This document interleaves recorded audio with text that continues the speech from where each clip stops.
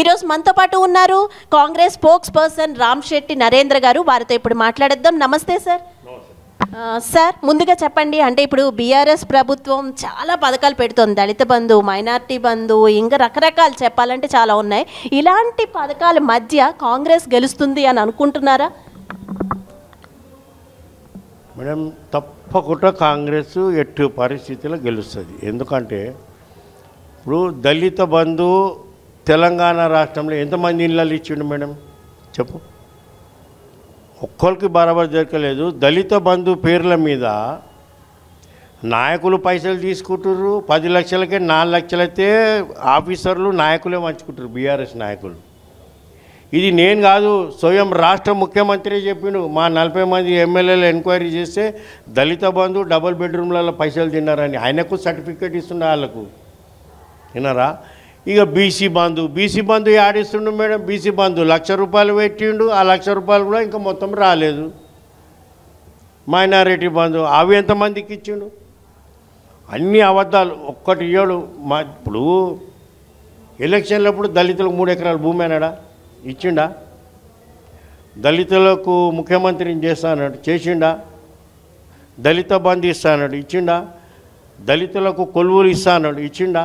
ఏవి? కేవలం దళితులను అడ్డం పెట్టి ఇదంతా తమాషా ఆయన చేసేది. పోనీ ఎప్పుడన్నా మీరు యాదున్న మటుకు చూసుకొని రాష్ట్ర ముఖ్యమంత్రి ట్యాంక్ బండ్కున్న కాడ అంబేద్కర్ స్టాచ్యూకి ఎప్పుడన్నా పూలాలు వేసిండు ఆయన? మీరు చూసుకోరి, 9 సంవత్సరాలు ఆయన చరిత్ర చూసుకొని వేసిండా లేదా చూసుకోరి. బాపు జగజీవన్ రామ్కి వేసిండా? బీసీ నాయకుడు జ్యోతిరావు పుల్లెకి ఎప్పుడన్నా నీళ్ళు పూలారు లేచిర్రా? దళితులకు భూమియో, దళితులకు ఆశ పెడతావు, దళితులకు అరచేతిలో వైకుంఠం చూపెడతావు. ఇప్పుడు అందరు దళితులకు అర్థమైపోయింది ఇదంతా అబద్ధాలు మాట్లాడుతున్నారని. అంటే ఇప్పుడు కాంగ్రెస్ వస్తే దళితులకు న్యాయం జరుగుతుంది అనుకుంటున్నారా? మేడం, దళితులకు చేసిందే కాంగ్రెస్ కదా. అప్పుడు దళితులు ఊర్లలో పెత్తందారులని దొరలను చూసి చెప్పుల చేతిలో పట్టుకొని పోతున్నారు. వాళ్ళకి అనిపించగానే ఇందిరాగాంధీ వచ్చిన తర్వాత బ్యాంకులన్నీ నేషనలైజ్ చేసి వాళ్ళకు బ్యాంకులకే లోన్లు ఇరి దళితులకు అందరికీ లోన్లు ఇప్పించింది, దున్నుకోర్రి అని చెప్పింది.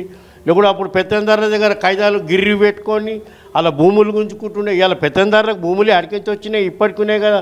అవన్నీ దళితులే. మళ్ళా దళితులకు చేసిందే ఇందిరాగాంధీ. రిజర్వేషన్ ఎవరు కల్పించారు మేడం దళితులకు చెప్పు? కాంగ్రెసే కదా. మళ్ళా అంటే ఇప్పుడు జగిత్యాల్లో దళిత బంధు గురించి కొన్ని గొడవలు జరుగుతున్నాయి, అంటే మాకు అందలేదు అని ప్రజలు అంటున్నారు. దాని గురించి మీరు ఏమంటారు? అది ఆఫీసర్ది లోపం, ప్రభుత్వంది లోపం మేడం. ఇప్పుడు నీ పేరు మీద చెక్కేస్తున్నారు, బీఆర్ఎస్ నాయకులు డ్రా చేసుకుంటున్నారు, పైసలు తింటారు. ఆ దళితులు పోయి సార్ నాకు మెసేజ్ వచ్చింది, నా పైసలు ఇవ్వమంటే చిట్టీలో కొడుతున్నారు. ఇప్పుడు నిన్ననే జగిత్యాల చూడు, జగిత్యాల అదే సంఘటన జరిగింది. ఈడ తుంగతుర్తిలో కూడా దళితుని బీఆర్ఎస్ నాయకునింటి మీద దళితులు అందరూ పోయారు, మా పైసలు ఎక్కడ పోయినాయి అని. అట్లా ఎవరికోసే వాడు ఇష్టం వచ్చినప్పుడు ఎంఆర్ఓని మేనేజ్ చేసి పైసలు వేసుకుంటున్నారు. ఇప్పుడు అవి 2 వచ్చినాయి, ఇప్పుడు మేము గట్టిన పెట్టినాంగా. మళ్ళీ ఇంకా చెప్పండి, అంటే ఇప్పుడు ఒక్కసారి బీఆర్ఎస్ టికెట్లు ఇచ్చిన తర్వాత యాక్చువల్గా బీసీల మీద వివాదం జరిగింది, కానీ కాంగ్రెస్కి ఇంకా టికెట్లు ఇవ్వకుండానే బీసీల మధ్య ఇది అవుతోంది, మాకు న్యాయం జరగట్లేదు అని ఒకరితో ఒకరు, అంటే పెద్ద పెద్ద లీడర్స్ కూడా వివాదాలకి దారి తీస్తున్నారు. మీరు ఏమంటారు దాని గురించి? ఇలాంటి టైంలో యాక్చువల్గా ఎలక్షన్స్ ముందు ఇలాంటి వివాదాల వల్ల ఎలాంటి నష్టం కలుగుతుంది పార్టీకి? మేడం, ఇప్పుడు నోటిఫికేషన్ అయితే రాలే, ఎలక్షన్ వచ్చిందా? పలానా దినం పోలింగ్ నామినేషన్ రాలే కదా. అందరు పార్టీ వాళ్ళు ప్రిపరేషన్ చేసుకుంటున్నారు, మేము కూడా ప్రిపరేషన్ చేసి పెట్టుకున్నాం. మా పీసీసీ వారు అందరు అప్లికేషన్లు తీసుకుర్రు. కాన్స్టిట్యున్సీ వైజ్ పర్సనల్గా వెరిఫై చేపిస్తున్నాడు. తర్వాత వీడికైనా 1-2 పేర్లు పోతాయి, పేర్లు పోయినాక ఫైనల్ అయినాక డిక్లేర్ అవుతుంది. కానీ ఇప్పుడు ఎట్లా చేస్తారు మేడం చెప్పు? ఇప్పుడు ఎందుకు అర్థం అవ్వట్లేదంటే మా తన 50,000 టికెట్కి పెట్టినా కూడా ఇంత డిమాండ్ ఉండి మా దగ్గర పడిపడి ఇస్తున్నారు. ఫ్రీ పెట్టిన బీజేపీలో కూడా అంత లేదు. మా తన 50,000 పెట్టినా కూడా వస్తున్నారంటే నువ్వు అర్థం చేసుకో. ఇక నిజమా కాదా? మళ్ళా అంటే వస్తున్నారు యాక్చువల్గా. ఫైనల్ ఏం కాలే మేడం, టికెట్ లేదు, ఇంకా టైం వస్తున్నది. నోటిఫికేషన్ వచ్చిన తర్వాత పీసీసీ దానికి ఒక కమిటీ కూకుంటుంది, కూకున్నాక దాన్ని ఫైనల్ చేస్తారు. అంటే ఇలాంటి వివాదాలన్నీ దృష్టిలో పెట్టుకుని ఏమైనా టికెట్లు ఇవ్వడం లేట్ చేస్తున్నారా ఏంటి? ఏం లేదు, ఇప్పుడే ఆడిస్తారు మేడం. ఇప్పుడు టికెట్లు ఏం లేదు. అంటే బీఆర్ఎస్ చాలా ముందే ఇచ్చేసింది కదా, సో కాంగ్రెస్ ఇవన్నీ ఆలోచించి లేదు. బీఆర్ఎస్ ముందుగా ఇయ్యలే. అరే మీకు వచ్చిన గిన్నె ఉన్నది చూడు, ఆయన అందరికీ టికెట్లు ఇస్తాను ఇచ్చిండా? ఆయన నోటితో ఏమన్నాడు కేసీఆర్? 40 మంది దొంగలు ఉన్నారు మా దాంట్లో, దళిత బంధు తిన్నారు, డబల్ బెడ్రూమ్లలో పైసలు తిన్నారు అన్నాడు. ఇప్పుడు ఆ 40 మందిని గిన్న కట్టు చేస్తే యాడ కాంగ్రెస్లో పోగలరు, బీజేపీలో పోగలరు అని బుగులకి ఏం చేసిండు, అందరికి ఇస్తున్నా అన్నాడు.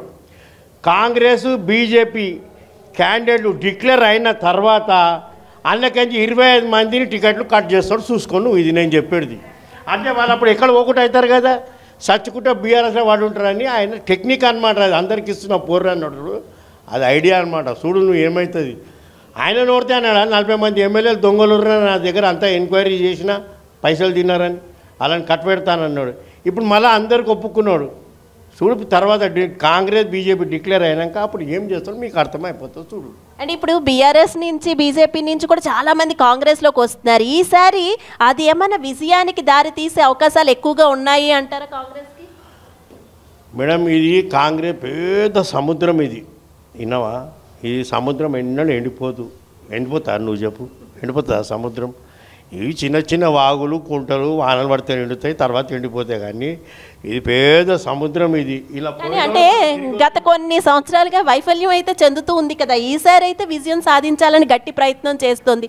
ఎందుకు మరి విఫలం చెందుతుంది అంటారు లాస్ట్ టైం కాంగ్రెస్? మేడం ఇక్కడ నేను కాంగ్రెస్లో అనేది స్వేచ్ఛ ఎక్కువ ఉన్నది. ఇది ఒక పెద్ద కుటుంబం. ఇది నువ్వు బల్గం సినిమా చూసినావు కదా, ఇంకో గట్లకే ఇది కూడా విన్నావా? అందరం ఒకటి ఉంటారు ఇంట్లో. కానీ ఈ పార్టీలో నిలదీసే అడిగే హక్కు ఈ కాంగ్రెస్ పార్టీలో ఉంది, ఇంకా వేరే పార్టీలో ఆడలేదు. నువ్వు కేసీఆర్ కేటీఆర్ నిలబడి గట్టిగా నిలదీస్తాడు, ఎవడైనా సస్పెండ్ ఆడు. ఈడ అందరు అడిగే హక్కు ఉంది, అందరికి పోరాడే హక్కు ఉంది. ఈడ అందరు టికెట్ అడగొచ్చు. ఈడ అట్లాంటి పార్టీ ఇది. అసలు టికెట్స్ అన్నారు కదా, టికెట్స్ అభ్యర్థుల్ని ఏం చూసి ఎంపిక చేస్తారంటారు కాంగ్రెస్ అధిష్టానం? ఏమేం చూస్తుంది ఒకరికి టికెట్ ఇవ్వాలంటే? మేడం ఇప్పుడు ఏరియాలో పోయి మా పీసీసీ వారు ఒక కమిటీ ఉన్నది, ఏరియాలో ఎంక్వైరీలు జరుగుతాయి. ఇలా ఎవరు పని చేస్తారు, ఎవరు చేస్తలేరు అని పేర్లు తీసుకొని ఆ కాన్స్టిట్యున్సీలలో ఎంక్వైరీ చేస్తారు.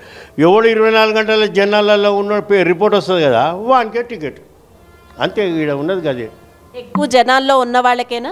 మనకి బాగా పనిచేసి అదే ఆయనకే వేస్తాం, మేము ఆయనకే ఓటు వేస్తామంటే ఆయనకే ఇస్తారు టికెట్. ఇక నెక్స్ట్ క్రిమినల్ కేసులు ఇలాంటివన్నీ చూస్తారా సార్ వెనకాల బ్యాక్గ్రౌండ్? ఈసారి బీజేపీ కూడా అవన్నీ చూసి అప్లికేషన్స్ ఇస్తుంది. అన్నీ వెరిఫై చేస్తారు మేడం, అన్నీ వెరిఫై చేసి ఇస్తారు. నెక్స్ట్ అంటే ఇప్పుడు బీజేపీ వాళ్ళు అయితే వరంగల్లో పెడతాం ముందు అని చెప్పి మీటింగు ఇప్పుడు పెరేడ్ గ్రౌండ్స్లో పెడుతున్నారు. ముందు పెరేడ్ గ్రౌండ్స్ కాంగ్రెస్ తీసుకోవాలని అనుకుంది, కానీ వాళ్ళు అది అందనివ్వకుండా, అంటే వాళ్ళు బీఆర్ఎస్ అంతా ఒకటేనంటారా? కేంద్ర ప్రభుత్వం బీఆర్ఎస్ ఒకటే అయిపోయి అంటారా? మేడం ఇప్పుడు వాళ్ళు మీటింగ్ పోస్ట్పోన్ చేసుకుర్రు అంటే అది వాళ్ళ పార్టీ వ్యవహారం మేడం. నేనేటో చెప్తా చెప్పు. మీరు నన్ను అడితే బీజేపీ వాళ్ళు మీటింగ్ ఎందుకు క్యాన్సిల్ చేసినట్టు నాకు తెలియదు మేడం. అంటే క్యాన్సిల్ చేశారు, ఎందుకు చేశారని నేను అడగట్లే. బట్ కాంగ్రెస్కి ఏమో ఊరు చివరిన దొరికినట్టు అయ్యింది మీటింగ్కి, బట్ బీజేపీ వాళ్ళు ఊరు మధ్యలో పెట్టుకున్నారు. దాని గురించి ఏమంటారు అంటున్నా? ఊరి మధ్యలో ఎందుకు అవుతుంది మేడం? వాళ్ళు పెట్టుకొని కాంగ్రెస్ పార్టీ అడవిలో పెట్టినా జనాలు వస్తారు. నువ్వు చూడు, ఇప్పుడు రేపు మా సోనియా గాంధీ వస్తారు కదా, చూడు ఎట్లుంటుంది, చూడు తొక్కులాట ఎట్లుంటుంది చూడు. చివరిగా చెప్పండి, అంటే ఇప్పుడు బీసీలకి మెయిన్ అయితే అన్ని పార్టీలు ఇప్పుడు ప్రత్యేకంగా బీసీల మీద ఎక్కువ పెడుతున్నాయి. సో మీరేమంటారు? ఇప్పుడు కాంగ్రెస్లో ఒకసారి టికెట్లు ఇచ్చిన తర్వాత బీసీలకి ఎంతవరకు న్యాయం చేస్తుంది? బీసీలకి ఎన్ని టికెట్లు వస్తాయి అనుకుంటున్నారు? మేడం ఇప్పుడు రేషియో ప్రకారంగా బరాబర్ బీసీలకు ఇస్తారు, అలా సందేహమే లేదు. మొన్న మా పీసీసీ అధ్యక్షుల వారు కూడా చెప్పిండు, బీసీలో ఎస్సీ ఎస్టీలకు తప్పకుండా వాళ్ళకి న్యాయం జరుగుతుంది, వాళ్ళకి ఇంకా ఎక్కువనే టికెట్లు ఇస్తా అని చెప్పిండు. అంటే ఇప్పుడు సిడబ్ల్యూసీ మీటింగ్లో ఇవన్నీ డిస్కస్ చేస్తారా సార్? సిడబ్ల్యూసీలో అన్నీ వస్తాయి కదా మేడం, ప్రస్తావనకు అన్నీ వస్తాయి, అన్ని ఎంక్వైరీలు అన్నీ వస్తాయి ఇలా.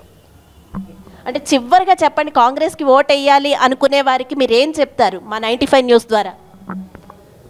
ఇప్పుడు కాంగ్రెస్కు ఓటేసే వాళ్ళు అంటే ఇప్పుడు మేడం ఇప్పుడు ఈ దేశము బ్రిటిషులతో పోరాడినప్పుడు ఈ భారతదేశంలో సూది తయారు కాకపోతుండే.